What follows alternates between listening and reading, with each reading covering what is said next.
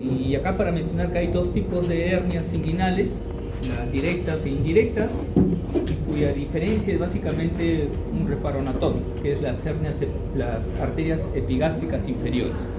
Entonces, lo que sale por fuera de las arterias epigástricas son las hernias inguinales indirectas, y lo que salen por dentro de los vasos epigástricos inferiores son las hernias directas, ¿no? Entonces, las hernias indirectas, las que salen por fuera de los vasos epigástricos, ¿no?, se producen por la persistencia de un conducto embriológico normal. Acá hay un esquema más o menos como para entender. Entonces, recuerden que los testículos en todos los mamíferos, los testículos en los adultos están fuera del cuerpo, porque necesitan menos temperatura para que se formen adecuada cantidad y calidad de espermatozoides. Entonces, hay un proceso de migración desde su origen de las gónadas a nivel de la pared posterior del abdomen hacia su ubicación terminal, que es fuera del cuerpo. Entonces, al migrar, atraviesa la pared del abdomen, y al atravesar la pared del abdomen se envuelve de las capas que forman la pared abdominal. El abdomen tiene pues el oblicuo externo, oblicuo interno y transverso. Entonces, cuando el testículo atraviesa esas estructuras, se envuelve, y el oblicuo externo se prolonga formando la fase espermática externa, el oblicuo interno forma el músculo transverso, la fase transversal forma la fase espermática interna, pero también el peritoneo es traccionado por la migración del testículo y una continuidad de la cavidad peritoneal con las envolturas del testículo. Este conducto se conoce como conducto peritoneo vaginal. Normalmente se cierra en las últimas semanas del desarrollo embrionario, y la mayor parte de los niños nacen con este conducto cerrado. Algunos niños prematuros, algunos no se cierran. Esto, ¿no?, significa una continuidad de la cavidad peritoneal hacia el escroto. Entonces, cuando el niño puja, llora, sale por acá el intestino, que es el contenido del abdomen. Son las hernias inguinales indirectas, congénitas, por fuera de los vasos epigástricos. En cambio, las hernias inguinales directas se producen a través de una zona de debilidad de la pared abdominal. Entonces, cuando se genera presión en el abdomen, cuando se puja, pacientes estreñidos crónicos, estiladores que paran levantando peso, los que hacen físico-culturismo, tienen la presión abdominal temporalmente, ¿no?, en cuestión de tiempo, aumentada, y la presión pues va a tratar de hacer ceder por la zona más débil. Y la zona débil se encuentra justo por dentro de los vasos epigástricos, en donde aquí en esta zona no hay capas aponeuróticas ni musculares. Entonces, las hernias inguinales directas salen por acá, por dentro de los vasos epigástricos, ocurren con más frecuencia en adultos. Las hernias inguinales indirectas pasan por acá, que es en la zona donde se encuentra el anillo inguinal profundo, y por fuera de los vasos epigásticos, más frecuente en niños, porque son congénitas. Entonces, eso es en relación a la relación de la experiencia, ¿no?, de la relación clínica que hay con el tema, ¿no? Entonces, hoy vamos a ver lo que corresponde a la pared del abdomen, ¿no? Entonces, la cavidad abdominopélvica, porque es una sola cavidad abdominopélvica, pues su límite superior, su techo, podríamos decir, es el diafragma. Hacia atrás está la pared posterior, que es tema de otra sesión, ¿no? La parte anterior y lateral es lo que vamos a estudiar ahora, la pared anterior-lateral, y el límite inferior viene a ser el diafragma pélvico, el piso de la pelvis. Entonces, en esta pared anterior-lateral vamos a encontrar 4 músculos básicamente, a veces uno quinto que ya está en involución. El músculo recto anterior del abdomen, junto a la línea media, los músculos planos laterales, que son oblicuo externo, interno y transverso. Funciones de esta pared abdominal, pues mantener las vísceras, proteger las vísceras, producir aumento de la presión abdominal para, ¿no?, mecanismos para toser, para estornudar, para pulmonar, para el parto, para defecar, ¿no? Y sobre la pared abdominal anterior se pueden proyectar las vísceras, ¿no? Y en este sentido, pues se ha dividido la pared abdominal a nivel superficial en lo que se conoce como regiones. Ahí están las regiones, y eso se logra dividiendo la pared abdominal por medio de 2 líneas horizontales, una que pasa por el borde costal, la parte más inferior de las costillas, y la otra que pasa por las espinas ilíacas anterosuperiores, y 2 líneas verticales que pasan por la línea medio clavicular, o también se puede trazar desde la mitad del ligamento inguinal. Entonces se generan 9 regiones, ¿no? En la parte media lo que está en relación justo en la mitad, que vendría a ser la cicatriz umbilical, es la región del mesogastrio, región umbilical. Por arriba la región del epigastrio, epi por arriba, epigastrio, hipogastrio por abajo, también conocido como región suprapúbica porque está por encima del pubis. Y hacia los lados vamos a tener en la parte inferior las fosas ilíacas o regiones inguinales, los flancos lateralmente y arriba, en relación a las costillas, los hipocondrios. Y sobre esas regiones uno puede pues proyectar las vísceras, ¿no? La región más frecuente, pues, fosa ilíaca derecha, ciego, con la ubicación del apéndice, ¿no? Hipocondrio derecho, la mayor parte del hígado, hipocondrio izquierdo, vaso, ¿no? Fosa ilíaca izquierda, el colon sigmoides, ¿no? La parte media, pues, la región del mesogástrico con los intestinos delgados, parte del colon transverso, el epigástrico con el estómago, el lóbulo izquierdo del hígado. Pero también se puede proyectar vísceras retroperitonales, porque estas son vísceras que están dentro de la cavidad peritoneal. Retroperitonales, como por ejemplo los riñones, que se relacionan en una ubicación entre los flancos y los hipocondrios, los vasos, los grandes vasos, la arteria aórtica, la vena cava inferior, se relacionan con el mesogástrico, se puede proyectar.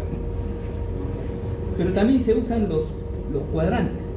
Es un poco más sencillo porque se trazan dos líneas que pasen por la cicatriz umbilical, una horizontal y otra vertical, ¿no? Y se logra 4 cuadrantes, un cuadrante inferior derecho, inferior izquierdo, superior derecho, ¿no? Igual uno puede relacionar las vísceras, ¿no? Por ejemplo, cuando uno refiere la apendicitis, ¿no? Se describen estos puntos para identificar la apendicitis, ¿no? El punto de McBurney, se traza una línea que va de la cicatriz umbilical a la esquina ilíaca superior. La unión de los 2 tercios mediales con el tercio lateral es el punto de McBurney. Al revés, la unión de los 2 tercios laterales con el tercio medial es el punto de Morris. El punto de Lance, una línea que une las 2 espinas ilíacas anteriores superiores, ¿no? Más o menos al borde de los rectos con esta línea, el punto de Lance, ¿no? Para la apendicitis no hay un solo punto, en realidad es toda esta región. Y esto cae dentro de lo que se conoce como fosa ilíaca derecha. Generalmente el dolor de apendicitis se relaciona al nivel de la fosa ilíaca derecha en el periodo en que migra pues el dolor de la apendicitis, ¿no? Porque en la apendicitis primero hay un dolor a nivel del mesogástrico y epigástrico, porque ese es un dolor transmitido por el sistema nervioso autónomo, en donde en un comienzo de la apendicitis es básicamente una obstrucción del apéndice. Entonces, una vez que se obstruye el apéndice, se va distendiendo, se va dilatando, se contrae con fuerza para tratar de vencer la obstrucción. Y eso lo capta pues el sistema nervioso simpático, que lleva el estímulo doloroso a través del nervio esplánico menor, y el nervio esplánico menor entra en los dermatomas T9, T10, por eso que el dolor es referido a esos dermatomas. T10, la cicatriz umbilical. Ese es el dolor visceral en una apendicitis, que es el dolor de inicio. Todos los pacientes, bueno, casi todos los pacientes que tienen apendicitis refieren tener primero un dolor en la región del mesogastro, ese dolor visceral.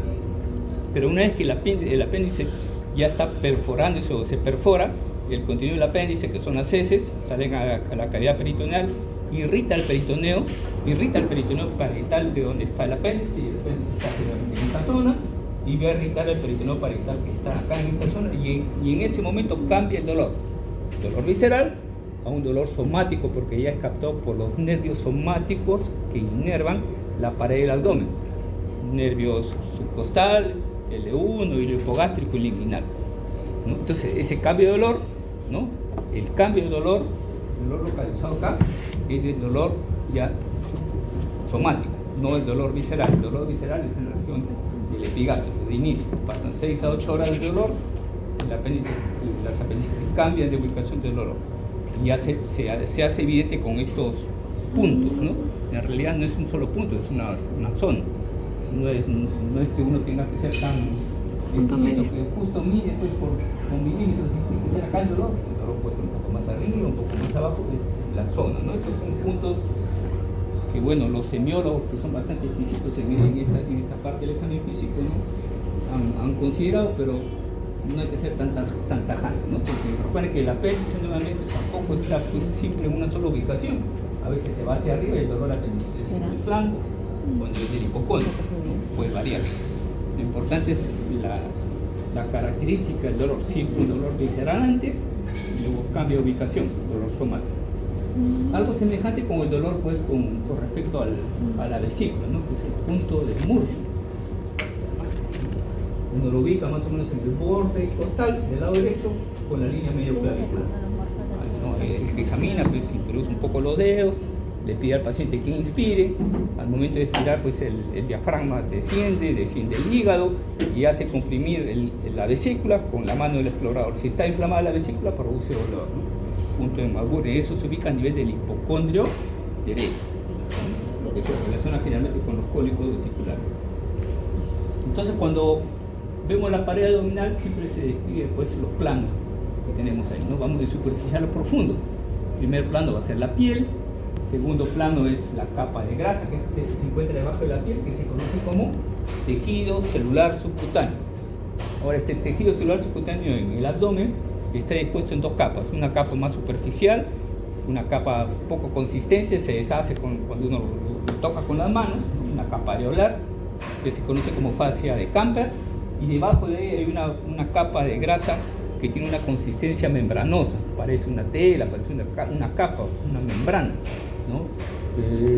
Se le llama fascia de Scarpa. Y debajo de la capa de la grasa, dos fascias, se encuentra recién la capa aponeurótica cubriendo los músculos. Entonces, piel, tejido celular subcutáneo con sus dos capas, capa aponeurótica, capa muscular, aponeurótica, muscular, porque recuerden que cada músculo está envuelto por aponeurosis. Entonces, si tenemos tres capas musculares, cada uno va a tener una capa anterior y posterior, ¿no? Entonces, 6 capas aponeuróticas y 3 capas musculares. Después de la última capa aponeurótica posterior está esta capa que es la fascia transversalis, una estructura semejante a la fascia endotorácica. Por dentro de ella está una capa de grasa que es la grasa preperitoneal, porque está antes del peritoneo, y la última capa del peritoneo, equivalente a la pleura, equivalente al pericardio, una capa serosa. Uno abre el peritoneo y ya se encuentra pues con el intestino, formalmente la cavidad peritoneal, ¿no? Entonces esas son las capas. Y en la parte media, en la línea media, interrumpida por la cicatriz umbilical, donde las aponeurosis de los músculos laterales se entrecruzan a ese nivel, entonces el entrecruzamiento de esas capas aponeuróticas hace dar ese color a esta parte, color blanco. Por eso se le conoce como línea alba, representa la línea media del cuerpo, interrumpida por la cicatriz umbilical. La pared abdominal está irrigada pues por arterias, algunas que ya hemos descrito. Por ejemplo, tenemos la arteria torácica interna, que nace de la subclara, atraviesa el diafragma y la encontramos acá, dentro de este espacio donde se encuentra el músculo recto del abdomen, dentro de las envolturas aponeuróticas del músculo recto.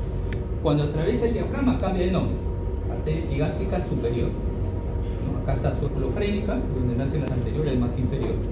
Desde la parte inferior, acá están representados los vasos femorales.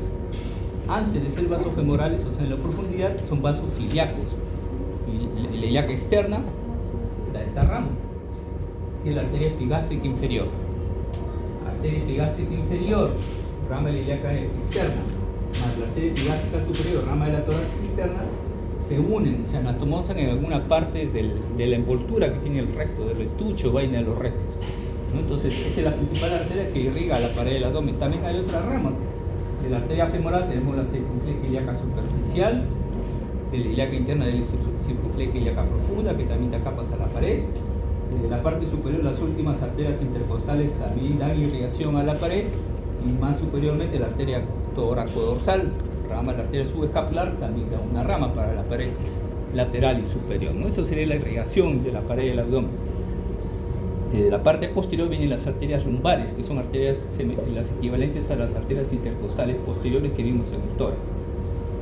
La inervación viene de los nervios intercostales, básicamente, porque los nervios intercostales pues no son totalmente horizontales, tienen la dirección de la primera parte de las costillas, que son diagonal hacia adelante. Entonces, a partir del séptimo nervio intercostal, dejan el tórax y comienzan a dar inervación a la parte más superior de la pared abdominal, como vemos acá en este esquema, ¿no? En forma diagonal vienen los nervios. Estos son nervios intercostales todavía. teniendo como reparo anatómico que la cicatriz umbilical está inervado por el 10º nervio intercostal. Entonces acá es T10, T9, T8, T7 aproximadamente, ¿no? Y para abajo T10, T11, T12 y L1, ¿no? Entonces todo ese viene a ser la inervación de la pared del abdomen, desde T10 hasta L1. Recuerden que T12 ya no se llama intercostal porque debajo no hay otra costilla, ese es el nervio subcostal, y L1 que va a dar estos dos nervios, el hipogástrico y el inguinal. Todos esos nervios dan la inervación tanto motora como sensitiva a la pared del abdomen. Entonces,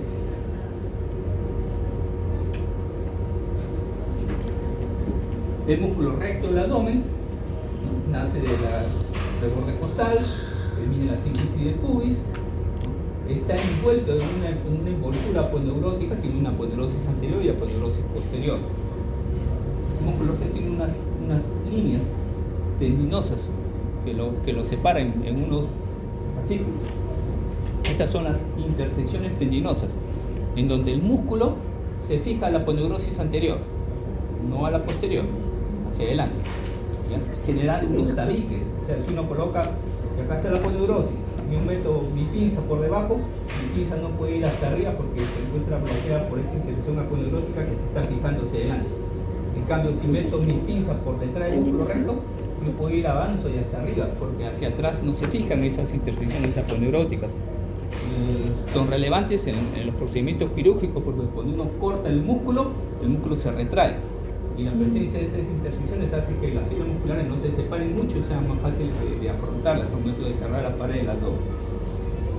Ahora, estos músculos rectos están envueltos por las aponeurosis de estos músculos laterales. Músculo lateral que músculo oblicuo externo, cuyas fibras, como están viendo, tienen la dirección como colocando las manos al bolsillo, como el músculo intercostal externo. Se origina en las partes superiores, de las primeras últimas 6, 7, 8 costillas, cara anterior de estas costillas, de la aponeurosis lumbar hacia atrás, desciende hacia adelante. La parte muscular no llega hasta la línea media, termina acá, línea lateral, y se continúa con una aponeurosis. Inferiormente termina insertándose en la cresta ilíaca, en el ligamento inguinal, forma el ligamento inguinal. La aponeurosis del oblicuo externo da origen al ligamento inguinal, que es un reforzamiento de esa aponeurosis que va de la espina ilíaca anterosuperior a la espina del pubis. Y como ven en el esquema, la aponeurosis de este oblicuo externo pasa por delante del músculo recto, lo cubre. La parte media se entrecruza con la fibra del otro lado, línea alba. Si uno levanta el oblicuo externo, se ubica al oblicuo interno. Las fibras del oblicuo interno son radiadas. Nace también de la parte posterior, del borde inferior de las últimas 4 costillas, de la aponeurosis lumbar, de la cresta ilíaca, y las fibras, algunas van hacia arriba, otras son transversales, otras descienden.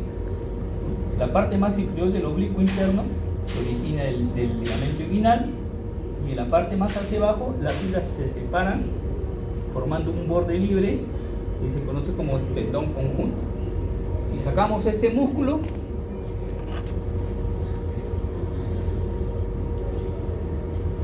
es transverso, que se llama así porque casi todas sus fibras, incluso las superiores, miren, son totalmente transversales.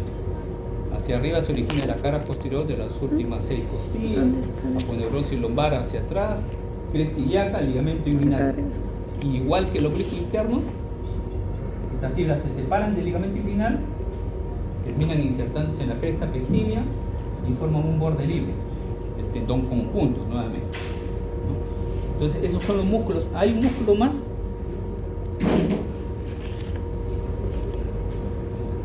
que es un músculo que no todas las personas lo mantienen. Un músculo piramidal. Nace del pubis y termina en la línea alta. Un músculo pequeñito delante del músculo recto. No todas las personas tienen ese músculo. Acá, mira. Entonces, esas son la pared. Ahí bien correcto la pared es este esquema, ¿no?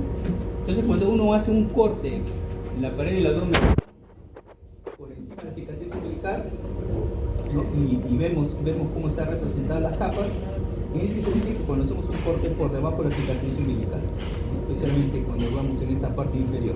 Por debajo los 3/4 superiores, un cuarto inferior. Por debajo hay una diferenciación, que es la que vemos en este esquema. Por la parte superior, como mencioné hace un rato, la aponeurosis del oblicuo externo pasa por delante. La aponeurosis del oblicuo interno se separa en una capa que pasa por delante, otra por detrás, y la aponeurosis del músculo transverso pasa por detrás, formando toda esta envoltura que tienen los músculos rectos, que se conoce como vaina o estuche de los rectos. En la parte media, las fibras se intercruzan formando la línea alba. Detrás, ahí ven la fase transversal, ven la grasa preperitoneal y ven el peritoneo formando acá un repliegue que viene a ser el ligamento falciforme que envuelve el ligamento redondo, que es la vena umbilical obliterada. Por debajo, las aponeurosis cambian de disposición. Miren, todas pasan por delante de los músculos rectos. Por detrás de los músculos rectos solamente hay fase transversal, grasa preperitoneal, el peritoneo envolviendo a unas 3 estructuras. Debajo de la cicatriz umbilical vamos a encontrar el ligamento umbilical medio, que viene a ser remanente del alantoides, uraco, ¿no? Los ligamentos umbilicales mediales, que son las arterias umbilicales obliteradas, formando pues ligamento umbilical medio, ligamento umbilical mediales. Entonces, esa es la disposición que tiene las aponeurosis en relación al músculo recto. Esto quiere decir que en alguna parte de la cara posterior del músculo recto, la aponeurosis posterior desaparece y va a dejar un borde libre.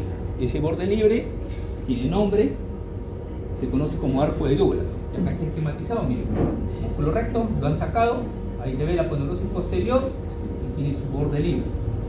A partir de acá está la fascia transversales.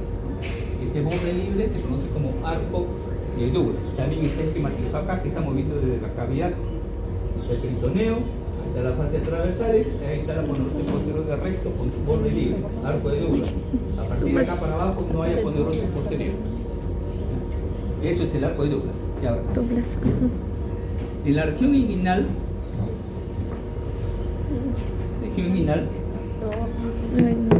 la aponeurosis del músculo oblicuo externo llega como un orificio por donde sale el cordón espermático en el hombre.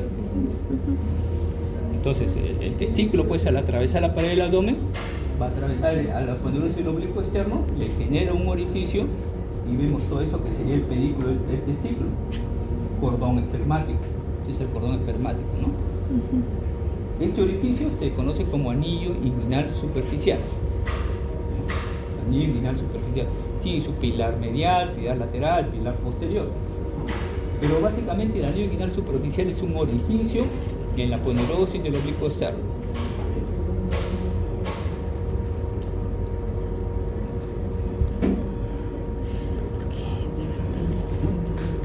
Acá ha salido el oblicuo externo, ha salido el oblicuo interno y estamos viendo en el plano más profundo el ligamento inguinal, los vasos epigástricos y esta estructura que es el cordón espermático, ¿no? Naciendo a partir de acá, apareciendo acá.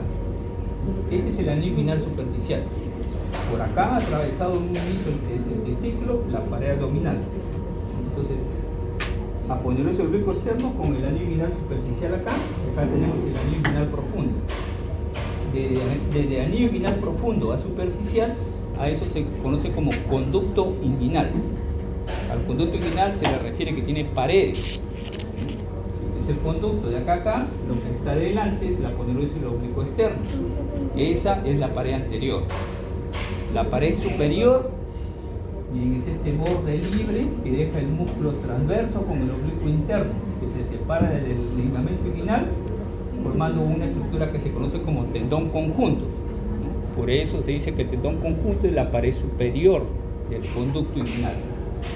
La pared inferior es lo que está debajo, ligamento inguinal, y lo que está detrás sería la pared posterior. Detrás ya no hay músculo porque el oblicuo interno y transverso acaban acá, debajo no hay músculo, debajo solamente hay fascia transversal y peritoneo. Eso sería la pared posterior, fascia transversal y peritoneo del conducto inguinal. En este esquema se ve también.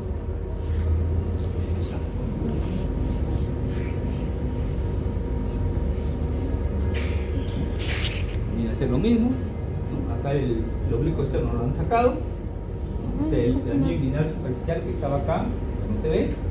Lo que vemos es el tendón conjunto, el borde inferior del oblicuo interno y transverso. Vemos el ligamento inguinal, vemos el contenido del conducto inguinal, que es el cordón espermático cortado, cordón espermático atravesando el anillo inguinal profundo. Anillo inguinal profundo es un orificio en la fascia transversal ubicado entre los vasos epigástricos inferiores, el ligamento inguinal y tendón conjunto. Por este anillo inguinal profundo, pues el testículo está atravesando la pared abdominal en su descenso.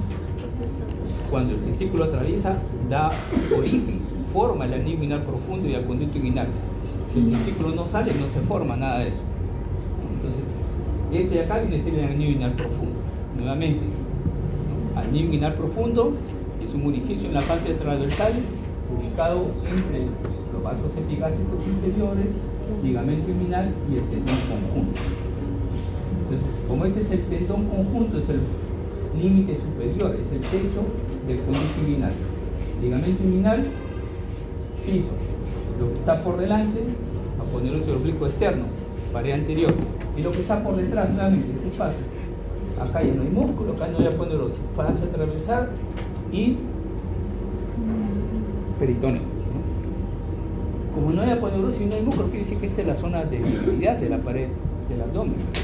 Y cuando se genera presión abdominal, va a tratar de salir la presión a través de esta zona, que es la que tiene menos capas. Esta es la zona donde aparecen las señas inguinales directas. Por acá aparecen las señas inguinales indirectas, ¿no? El testículo se dio por acá, puede presionar el peritoneo, es que el conducto peritoneo va a quedar por acá. Como ven, la diferencia entre ambas es la ubicación con respecto a los vasos epigástricos inferiores. Uno por fuera, otro por dentro.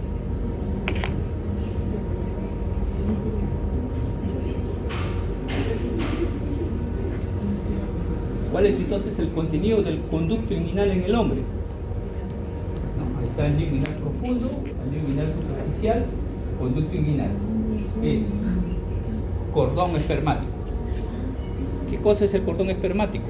Entonces, el cordón espermático viene a ser el pedículo del testículo. El pedículo es la arteria, la vena, el subconducto funcional que tiene un órgano. En este caso, pues la arteria testicular, su vena testicular o plexo venoso papiliforme, su conducto funcional, que es el conducto deferente, pero también incluye las estructuras que envuelven al cordón espermático resultado de la salida del testículo, o sea, el músculo oblicuo externo envuelve al cordón espermático formando la fascia espermática externa. El músculo cremaster, que viene a ser el músculo oblicuo interno, que es traccionado, el cremaster envuelve pues al cordón espermático, la fascia espermática interna también. Ahí, por ejemplo, en este esquema están viendo el cordón espermático y el conducto inguinal y cómo está envuelto por este músculo que viene del oblicuo interno, oblicuo externo, oblicuo interno, transverso. Miren cómo sale y envuelve al cordón espermático. Este es el músculo cremaster, una prolongación del oblicuo interno, ¿no? Es también una parte del cordón espermático. También este músculo tiene su irrigación que viene de la arteria epigástrica, arteria cremastérica, también es contenido del cordón espermático. El conducto deferente tiene su arteria, la arteria diferencial, también es contenido del cordón espermático, ¿no? Entonces, cuando hablamos de cordón espermático, nuevamente estamos mencionando que es toda esta estructura.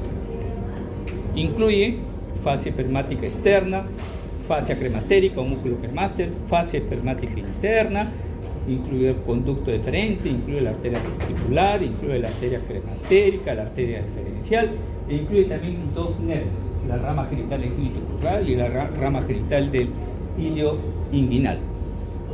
Nuevamente, cuando uno dice cordón espermático es todo eso. No se confundan, lo repito porque siempre se confunden, y en vez de decir conducto deferente, dicen cordón espermático. Conducto deferente es una de las estructuras que están adentro, es por donde pasan los espermatozoides. Cordón espermático es toda la estructura envuelta.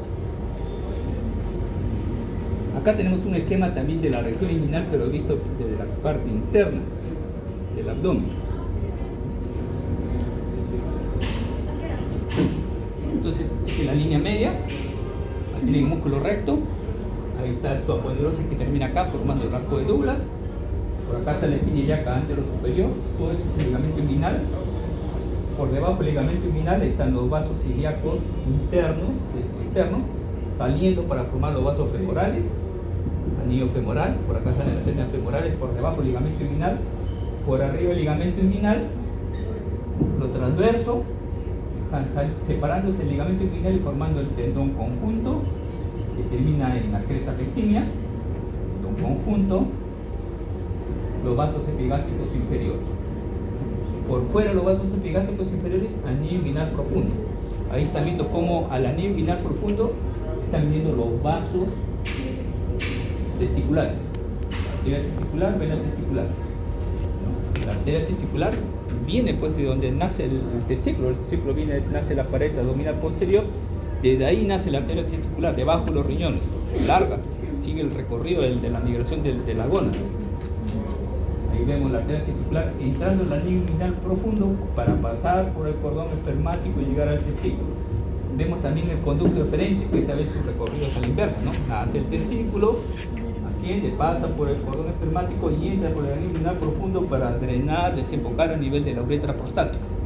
Las dos estructuras están confluyendo a nivel del anillo inguinal profundo.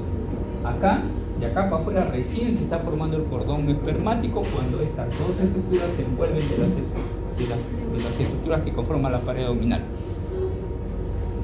Vasos epigástricos inferiores, anillo inguinal profundo. ¿Cómo delimité el anillo inguinal profundo? Defecto en la fase transversal entre ligamento inguinal, tendón conjunto y vasos epigástricos inferiores. Y por dentro de los vasos epigástricos inferiores, el tendón conjunto, ligamento inguinal y los vasos epigástricos. Esta es la zona de debilidad. Esto es lo que se conocía en un inicio como el triángulo de Hesselbach, o el triángulo inguinal. Por acá salen las hernias inguinales directas, pero cuando las hernias salen, pues no se quedan ahí, sino van distribuyendo la estructura y a veces el defecto se amplía hasta el músculo recto. Y actualmente el triángulo de Hesselbach o triángulo inguinal se define pues ligamento inguinal, borde lateral del recto y vasos epigástricos inferiores, donde aparecen las hernias inguinales directas, indirectas, directas, ¿no? Esta es la definición básicamente con respecto a los vasos epigástricos inferiores. Es un esquema, como le mencioné al inicio, pues para representar una hernia inguinal indirecta. Por fuera los vasos epigástricos, está el músculo recto, ¿no? Oblicuo externo, la aponeurosis, oblicuo interno, transverso. La aponeurosis y el oblicuo externo, como se continúa en el cordón espermático formando la fascia espermática externa que envuelve el testículo hasta el escroto incluso. El músculo cremaster, el músculo oblicuo interno forma el cremaster y luego se convierte en fascia cremastérica que también llega al testículo hasta el escroto. La fascia espermática interna, que es la fascia transversalis, también envuelve el testículo hasta el escroto. Y en este esquema nos han representado el peritoneo, que también ha sido traccionado y queda como un conducto que va de la cavidad peritoneal hacia el escroto. Esto sería el conducto peritoneo vaginal.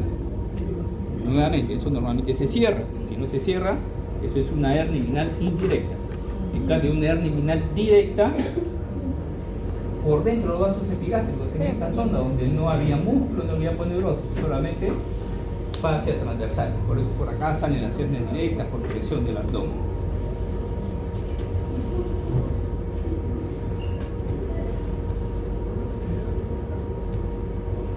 En la mujer es el ligamento redondo del útero, ¿no? Porque en la mujer después la gónada no atraviesa la pared abdominal, pero igual se forma pues el conducto inguinal y los anillos inguinales superficiales y profundos, porque ¿qué tracciona la gónada hacia su ubicación final? Una estructura que se llama ligamento génito inguinal, ¿no? Que en el hombre queda como gubernáculo. Cuando uno opera pues las clitorquídeas, uno ve como el testículo está fijado al escroto por un tejido fibroso, gubernáculo. Este ligamento génito inguinal tracciona la gónada, lo desciende, en el hombre pues hace atravesar la pared abdominal y lo fija en el escroto, convirtiéndose en gubernáculo. En la mujer ese ligamento desciende al ovario, no lo hace atravesar el ovario de la pared abdominal, sino que lo desciende hacia la pelvis El ovario se queda ahí en el útero, costado del útero, pero el ligamento continúa su migración. Pasa por el costado del útero, se separa el útero, se ubica en la pared abdominal, atraviesa la pared abdominal, forma el conducto inguinal y se fija en el labio mayor. Este ligamento genitoinguinal en la mujer va a formar dos estructuras: el ligamento útero-ovárico y el ligamento redondo del útero, que es lo que vemos en la mujer ocupando el conducto inguinal, ¿no? La mujer, entonces, el conducto inguinal, su contenido es el ligamento redondo del útero.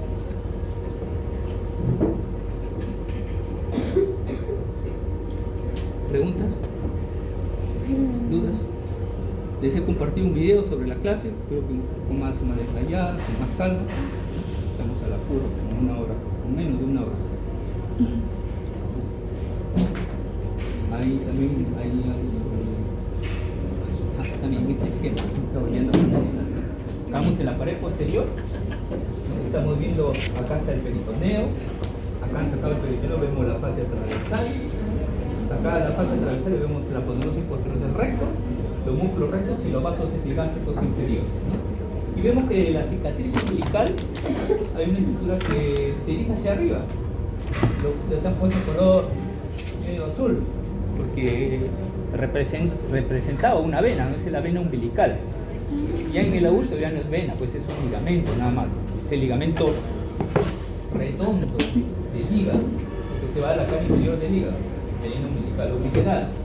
Ese ligamento se envuelve por una prolongación del peritoneo, que esta prolongación del peritoneo se llama ligamento falciforme, que envuelve al ligamento redondo, que envuelve la vena umbilical.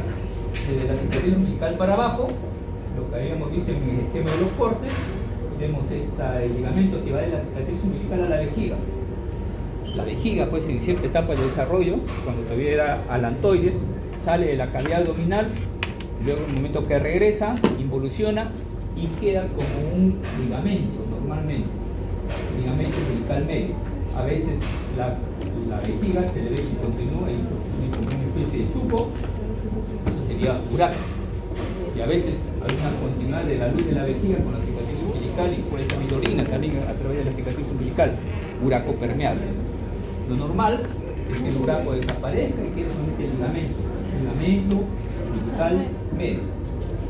Lateral, los vasos, las arterias umbilicales que nacen de la arteria ilíaca interna. La sangre entraba al feto por la vena umbilical y regresaba por las arterias umbilicales. Se obliteran y quedan como ligamentos mediales, ligamento umbilical medial. Y un poco más afuera, pues los vasos epigásticos inferiores, cuando se recubre el peritoneo, también forman un repliegue umbilical lateral, ¿no? Son los repliegues que hay que reconocer en la cara posterior de la pared abdominal anterior. Listo.